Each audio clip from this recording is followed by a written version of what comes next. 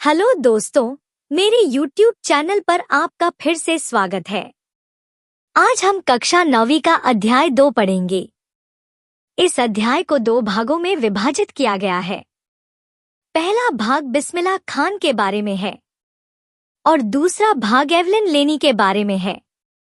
तो हम Evelyn Glenny के बारे में भाग 2 पढ़ेंगे।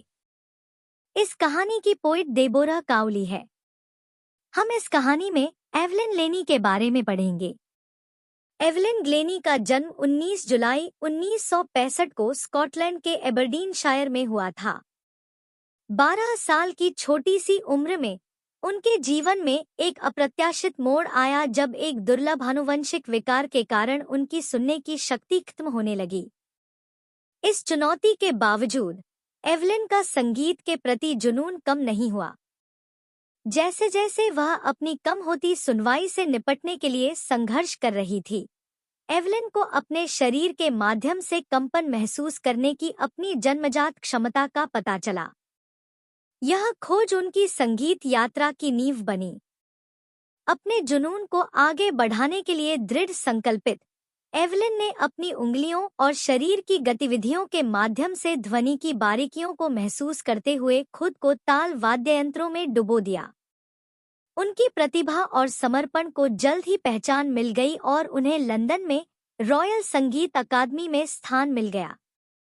एक बधिर संगीतकार के रूप में सफल होने की उनकी क्षमता के बारे में कुछ हलकों से संदेह और शंकाओं का सामना करने के बावजूद एवलिन का दृढ़ संकल्प कभी नहीं डगमगाया। उन्होंने अपने अद्वितीय कौशल और संगीत के प्रति जुनून से अपने आलोचकों को गलत साबित कर दिया। एवलिन ग्लेनी का करियर नई ऊंचाइयों पर पहुंच गया क्योंकि उन्होंने दुनिया भर के प्रतिष्ठित मंचों पर प्रदर्शन किया। उनके अभूतपूर्व प्रदर्शन ने न केवल दर्शकों को मंत्रमुग्ध कर दिया, बल्कि बहरेपन और संगीत क्षमता के बारे में रूढ़िवादिता को भी चुनौती दी। वह समान चुनौतियों का सामना करने वाले अनगिनत व्यक्तियों के लिए प्रेरणा की किरण बन गई और साबित कर दिया कि विकलांगता महानता प्राप्त करने में बाधा नहीं है।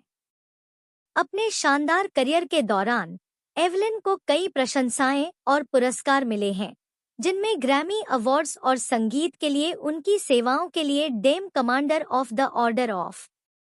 अतः हमें इस कहानी में एवलिन के द्वारा यह सीख मिलती है कि विकलांगता समस्या नहीं है। हमें इससे भागना नहीं चाहिए बल्कि इसका सामना करना चाहिए।